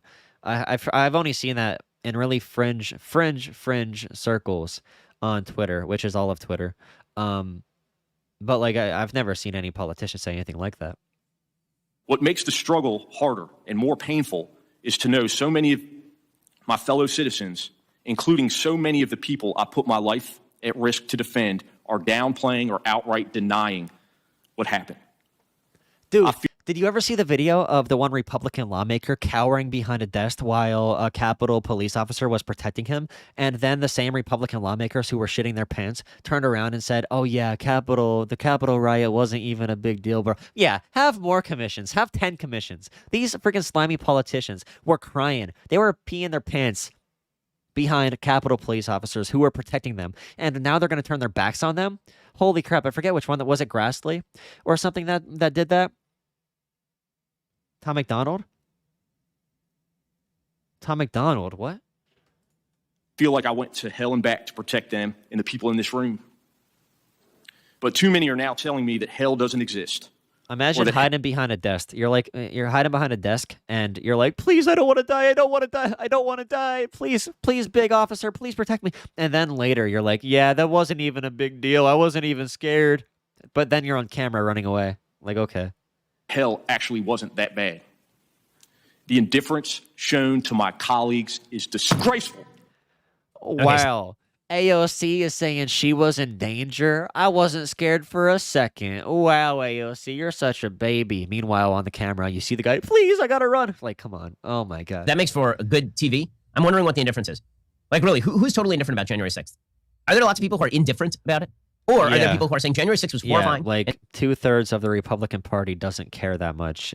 We have the numbers, bro. And not all Republicans are bad, of course.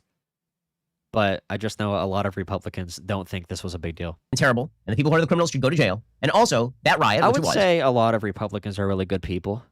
I know a lot of good people who are Republicans. I would just say they have the facts wrong. And I need to talk to them so I can debate them and get them to my side. Tom McDonald said, I love no you. different in content than the riots of BLM over the summer, and treating it as some sort of radical outlier, as opposed to another act of criminal activity, is blowing this thing out of political proportion. Right? Dude, you can't write a book about authoritarianism and then ignore authoritarian movements rising in the country. And I already said earlier the difference between BLM and what happened here. For political purposes. And I don't blame him for feeling angry about this sort of stuff. But I am going to say that I think the Democrats are putting this thing together for a reason, and I think that CNN is getting what they want out of it, obviously. Capitol Police Officer Daniel Hodges then described the events as well. Again, I'm fine with all these people testifying. I'm just wondering when we get the testimony of all the police officers. I mean, I know police officers who were literally hit with bricks during the BLM riots. Not one of them will have their face shown on TV by any of these networks. One counter-protester, a black man, was backpedaling away from a white man in a Trump-labeled face mask. I'm trying to think how that would play out, how they would testify. So how would that play out? Especially when we saw how they treated white protesters when they stormed the state capitals over the masks versus BLM protesters. The best shot they would have at making it political would be to like get the business people who had their businesses burned down during the protests and riots in like Minneapolis and everything. Maybe the AutoZone owner or something like that. And it's all, of course, a tragedy. Yeah, hit with bricks. I was hit by a brick during a protest. Yeah, it's weird. Because what I would say to those people is we need to reduce crime by fixing poverty, and we need police to be safer by making policing better. Like, that's what I would say. For this, we need to investigate pretty deeply of, like, why it's happening. And I would want, honestly, when it comes to the BLM protests, if we wanted to do an investigation on why this stuff happens, we can just Google it. We can look at socioeconomic analysis. Like, we could look at all these things. We already have it well documented as to why protests turn into riots in certain areas. There isn't a mistake why 30% of black people start off in poverty versus 10% of white people. There isn't a mistake to why if you have a black name, you're probably not going to get hired versus if you're white. Because black names got associated with being poor and dirty and all that stuff, and then even more layers of racism are added on top of that. But it just so happens that the right wing in America doesn't want to admit racism is real or ever was real in any capacity other than, like, I don't know, slavery. And then, you know, racism was made illegal during the Civil Rights Act or whatever.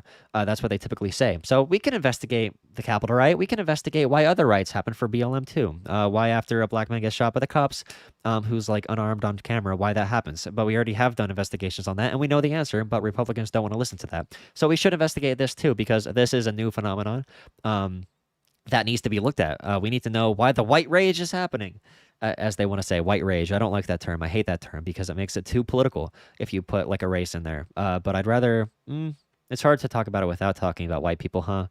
The white lash. Yeah, but we should investigate all of it, baby.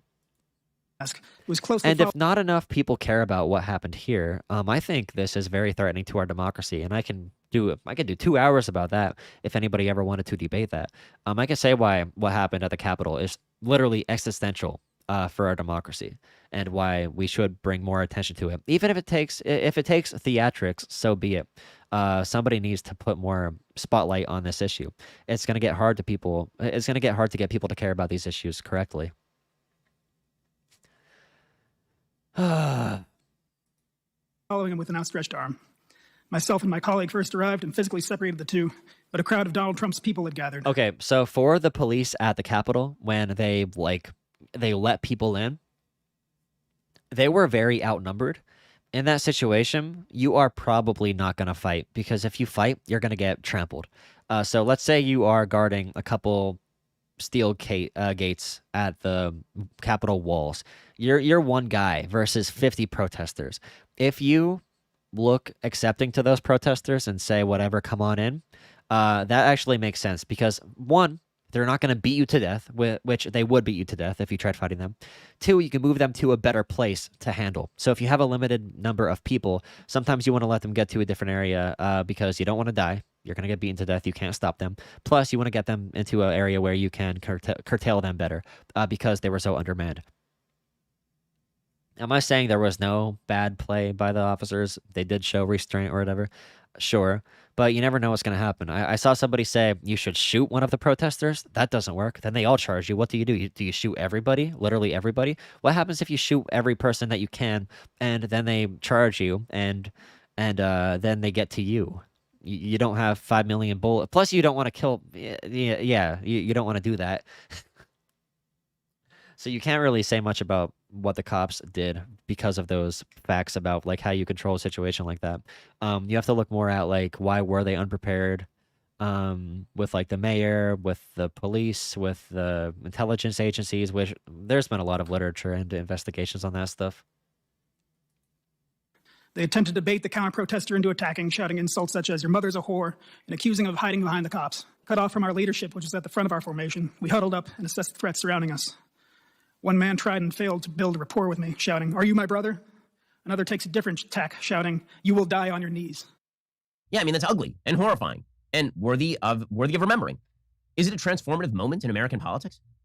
I'm not sure why precisely it should be, considering, again, the goals of the protesters, not protesters, the goals of the criminal rioters were not. I think we can put context into it this way. So imagine, you know how JFK got assassinated? JFK got shot in the head when he was doing like a parade thing in the back of a convertible. What if we rewind history and we come up to that point where JFK got shot? And instead of JFK getting shot in the head, the bullet instead grazes the side of his shoulder and he survives. So if we imagine that scenario, JFK's head does not get blown off. Only his shoulder gets hit. What changes about that bullet? What changes about that bullet not being successful versus if it was successful? The goal of what happened was to kill the president. Does that change anything about the person who was trying to assassinate him because he failed?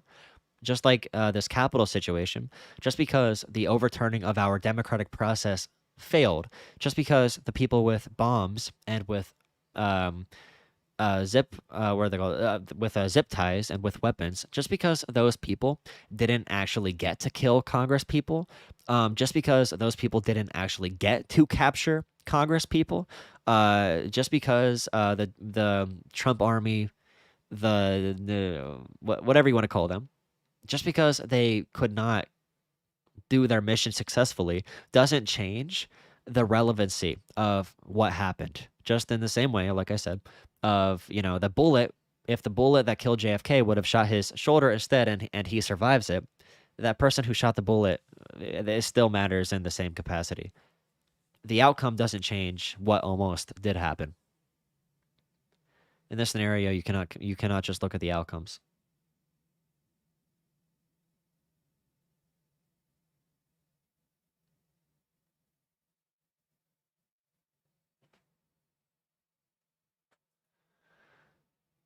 All right. I got a couple videos today. Thank you everybody for hanging out. I'm gonna call it a night. I have a Zoom call to get on in 10 minutes, so I'm gonna get ready for that. I hope everybody has a good day. I hope you enjoy all the Krystal and Kyle segments, of course.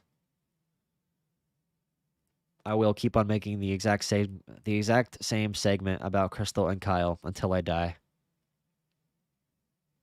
Until I die, baby. Let's go. Did Tom McDonald drop anything lately, by chance? I wonder. Tom McDonald. Oh, yeah, he did. They're not political songs, though. Yeah, these are songs about his personal life, and they're not blowing up as much. Full of guys who Ah! Hip-hop night is full of guys who cannot even rap. Media dividing us by colors, white or black. If you believe in Jesus, these days Christians get attacked. If you don't hate police, then everybody thinks you're whack. And everything's so connected. Black Lives Matter got so aggressive. White folks who agree can't support the message. Both sides go to war because they don't respect it. Our social climate from the global tension turned to total violence and a whole depression. We can unify and then I'll go against them, but we let them divide us with votes and elections. Hey, the music we bump, all about shooting guns and doing drugs. Hey, whoa, the things that we want are promoted subliminally through the songs, like you need a fast car, you need designer clothes, you need a rap star to tell you to start popping pills, hit the blunt and go live at the club till you're broke. It's all controlled by the elites, put fake news all over our screens, convincing the right to go fight with the left and distract from the fact it's each other we need. Divided by race and religion, segregated. He said, dude, I do love him. I do love him.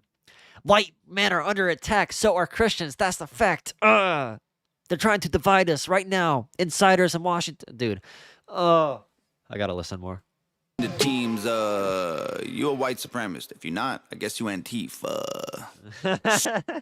Screaming from the rooftops, beat down better. Turn us on each other now, no lives matter. If we do what the news wants, blood gon' splatter. Turn us on each other till no lives matter. Freedom's dead. If you have an opinion, take it back. People hate the president. If you don't, then you. Hey guys, my opinion is racism isn't real. What, you don't like that opinion? This is literally 1984. Trash. Indoctrinate the nation using news and mainstream rap. The government abuses us, it's all part of the plan. And it's so confusing. Black Lives Matter is a valuable movement, but all lives matter ain't racist or stupid. It's non-black humans who don't feel included. All colors fall under laws to govern the whole country and we all suffer. We're all broke and nobody recovers until we accept that we're all brothers. Hey, the music we make, all about big booties and getting paid. Hey, we watch the news and it fills up our brains with violence and riots and race. Like, this is a race war. You Does Tom McDonald not like big booties? to hate more. Get what you came for. You need some songs about Xanax and violence so you can escape more. What a vicious Dude, I love how every song is a recycle. It's a recycled piece. It's beautiful. I love it. cycle we can't break away from. They control the culture, they control the paper. They're indoctrinating a whole generation till the patriots start to hate the nation. The music we love make us dumb and addicted. The news that we Till the patriots begin to hate the nation. You know, whenever the patriots hate, watch is brainwashing the children. The viruses, riots, and racist conditions ain't problems, they're symptoms of life in the system. Screaming from the rooftops, beat down better. Turn us on each He'd be good for Joe Rogan. All the populists. The populists, baby. Let's all get along. The establishment is controlling us. That is the only issue we need to care about. All right. I'm actually going. Goodbye. Good night, y'all. Here's Discord if you're not in there. Where is it?